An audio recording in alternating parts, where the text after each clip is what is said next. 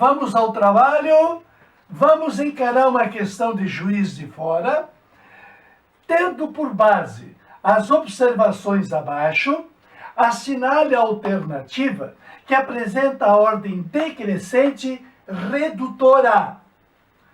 Primeiro, o sódio metálico reage vigorosamente com água, enquanto que o magnésio nem reage com a água. Segundo, o prego imerso numa solução contendo íons cobre fica coberto por uma camada de cobre. Terceiro, um pedaço de fio de cobre colocado numa solução de nitrato de prata, a solução fica azul. Quarto, uma fita de magnésio metálico reage com ácido clorídrico mais rápido que em um prego de ferro. Meu querido, quem é que tem maior capacidade redutora? Parou, voltemos ao começo. Nós estamos falando de uma tabela que normalmente aparece na prova. É a tabela dos que se oxidam e a tabela dos que se reduzem. Oxidam quando vão para a direita, reduzem quando vêm para a esquerda. Com um agravante, quando se oxidam, vão ser os redutores dos outros. Quando se reduzem, serão os oxidantes dos outros. Então vamos repetir o que acabamos de ver. Vamos então conferir a situação do zinco, que está exatamente aqui, quando ele está num processo de oxidação. Então, analisemos a passagem do zinco zero para zinco positivo. Para ele fazer essa operação, ele tem que perder aqueles elétrons da última camada. E ele faz isso com um potencial. Qual é o potencial que ele tem para se oxidar? É um potencial positivo. Ótimo, senão ele não se oxidaria. E para onde que vão os eletrozinhos que ele deu? Ele deu para quem? Quem é que vai pegar? Vai pegar e vai agradecer quem? Na aula anterior nós vimos. Aqui, ó, aqui estão eles. Aqueles eletrozinhos que o zinco deu, quem é que vai pegar com muita vontade? Quem vai pegá-los com muita vontade serão os cátions cobre, que por acaso estejam junto no material. Esses cátions cobre, na forma mais 2, ao receber elétron, eles vão fazer a passagem para a esquerda. O cobre recebendo elétron fica átomo de cobre. O cátion cúprico fica átomo cobre, no estado neutro. Então, é um processo completo. Alguém dá e alguém recebe.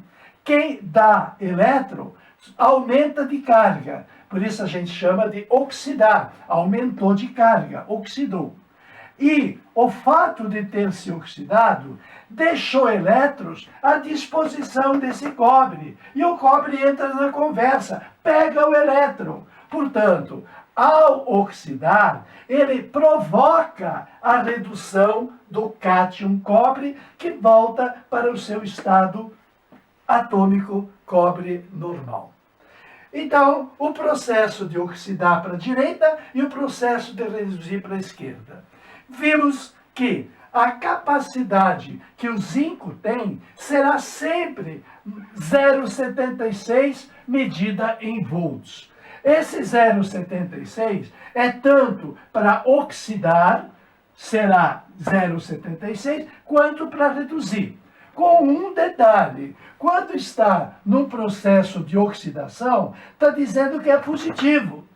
Se você analisar no processo de redução, que é a volta, o processo de redução é o mesmo 0,76, só que será negativo. Vamos brincar com isso nas pilhas, pilha de Daniel, etc. Bom, quero te dizer uma coisa, para você que está aí. A minha experiência de 5 décadas em sala de aula, faz com que isso se resuma de uma maneira jocosa. Pensa no seguinte, imagina a lista dos metais alcalinos. Os metais alcalinos, menos o hidrogênio, que é especial. Li na capa da revista Coisas Francesas.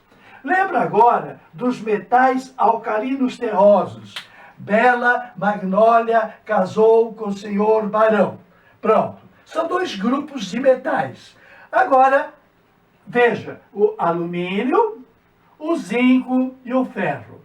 Esses 3 você vai decorar nessa sequência. Alumínio, zinco, ferro. Alumínio, zinco, ferro. Fácil.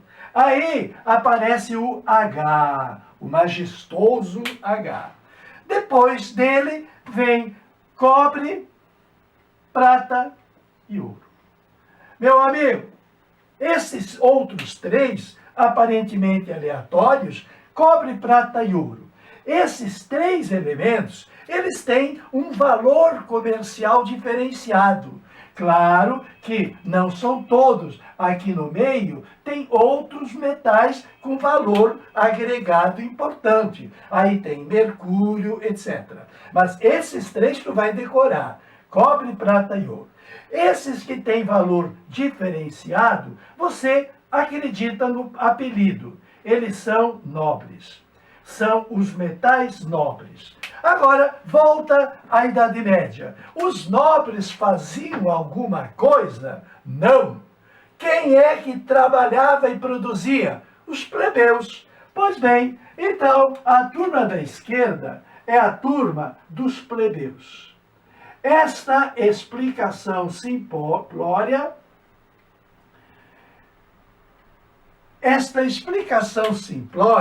está dividindo todos os elementos que têm capacidade de se oxidar. Está dividindo em função do H.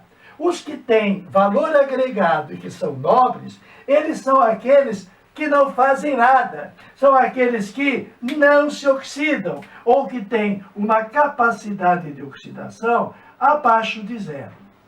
Os que não têm capacidade de oxidar. O ouro, por exemplo, está na boca de todo mundo. E na boca de todo mundo entra ácido, base, sal, entra tudo, cara. E o ouro está lá, firme e forte. Ele não se oxida, ele é incapaz.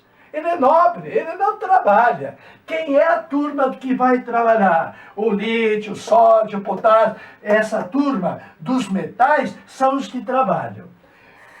Toda essa tabela está resumida nesta lista de metais plebeus que se oxidam, que são aqueles que têm capacidade de oxidar positiva. Portanto, comparativamente ao hidrogênio, os plebeus estão para cá. Os que realmente se oxidam. São os que se oxidam e, ao se oxidar, vamos repetir, ao se oxidar, deixa elétron para reduzir o parceiro.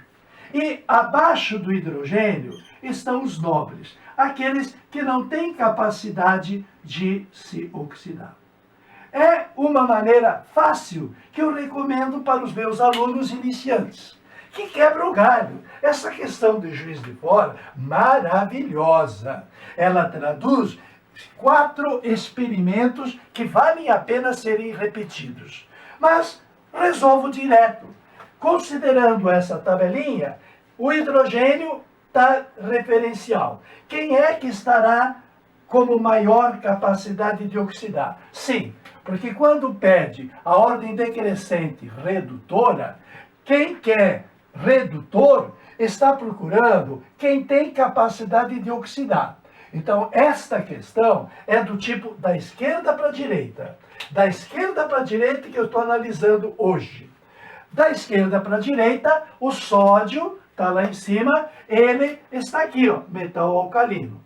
Ele reage vigorosamente com a água. Enquanto que o magnésio não é metal alcalino terroso, é óbvio que o sódio terá maior capacidade de oxidar do que o magnésio. Então, eu tenho aqui na letra B a observação correta, na letra B e na letra E. Pela simples observação de que reage vigorosamente, nós fizemos algumas aulas a respeito, um pedacinho de sódio, ele se oxida violentamente, reduzindo o hidrogênio da água, e pode provocar uma explosão, porque o hidrogênio produzido ele é combustível. Bom, a segunda frase, o prego imerso numa solução contendo íons cobre. Estamos falando de ferro. O prego é feito de aço. E o aço é feito de quê? É ferro derretido. Se o ferro, ao se derreter lá na siderurgia, tem uma quantidade de carbono a mais da conta, ele se chama ferro gusa. Se a quantidade de carbono no ferro líquido for um número determinado, 0,15% de carbono a 1,5% de carbono, aquele ferro derretido chama-se aço. E é deste aço que é feito os pregos. Portanto, prego, leia-se ferro. O prego imerso numa solução com íons cobre, então, estamos falando de quem? Estamos falando deste personagem, Estes personagens revelam que o ferro tem maior capacidade de se oxidar, é mais redutor do que o cobre. Mas se eu não tiver essa lista, vamos para a minha listinha. Onde é que está o ferro? O ferro está aqui, ó. O ferro e o cobre. Esta listinha é fantástica. Ela te tira de problemas que levariam tempo para determinar. Realmente, teremos o máximo prazer de mostrar que, enquanto o cobre, que é íon positivo, enquanto o cobre, está aqui ele, quando o cobre passa para cobre zero, o cobre cátion está na solução. E o cobre zero vai para onde? Quando se reduz, ele fica por cima do prego. Então, o prego, ele admite uma superfície de cobre metálico. Aquela cobertura no prego, após o processo de redução, é justamente o cobre metálico que se depositou lá. Mostrando que, realmente, o ferro, tendo maior capacidade de oxidar, ele se oxida e vai provocar com o seu elétron a redução do cobre. É isso que vai acontecer. Então, realmente confere que o ferro tem melhor capacidade que o cobre. Portanto, indo para a letra B, ela dá certinho. E furou a letra E. Ficamos com a letra B. Nós vamos em frente, que isso aqui está maravilhoso. A terceira, um pedaço de fio de cobre colocado numa solução de nitrato de prata. Aqui precisa gastar um pouco, porque o nitrato de prata é muito caro. Então, pega bem pouquinho, faz uma solução de nitrato de prata límpida, transparente. E coloca lá dentro um fio de cobre. Fio de cobre. De repente, a coisa fica azul. Por que fica azul? Porque o cobre e a prata. Estamos falando de cobre e prata. Os personagens estão aqui, ó. O cobre e a prata. Pela ordem, tu já sabe. Quem é que se oxida melhor? O cobre do que a prata. Na minha sequência, quem é que se oxida melhor? Entre cobre e prata é o cobre. Bom, mas prove isso. Está provado maravilhosamente. O fio de cobre, com a solução límpida de nitrato de prata, fica azul. Porque aquele nitrato que estava acompanhando a prata, vai agora, aquele nitrato, acompanhar o cobre. E ao acompanhar o cobre, nós vamos ter a coloração azul. Este azul é azul do nitrato de cobre. Para ter ficado nitrato de cobre, o cobre zero passou para cobre o quê? Positivo. Para passar para cobre positivo, houve uma oxidação. Se houve oxidação, houve o que com a prata? Houve uma redução. As próximas aulas serão maravilhosas. Nós vamos verificar e vamos aproveitar industrialmente a química. O cobre do fio se oxidou e a prata se reduziu. Quem tem maior capacidade de oxidar? O cobre. Então, confere. Muito bem, então a prata é por último. E, para fechar, mais um brinde de experiência. Uma fita de magnésio, estamos falando desse personagem, uma fita de magnésio reage com ácido clorídrico mais rápido do que o ferro. Bem, então o magnésio reage com o hidrogênio mais rapidamente do que o ferro reage com ácido clorídrico.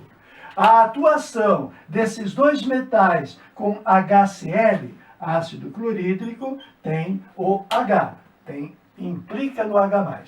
Quem é dos dois o mais eficiente? Claro que será o magnésio.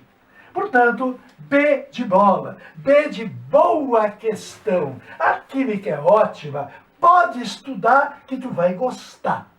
Tote ao seu dispor.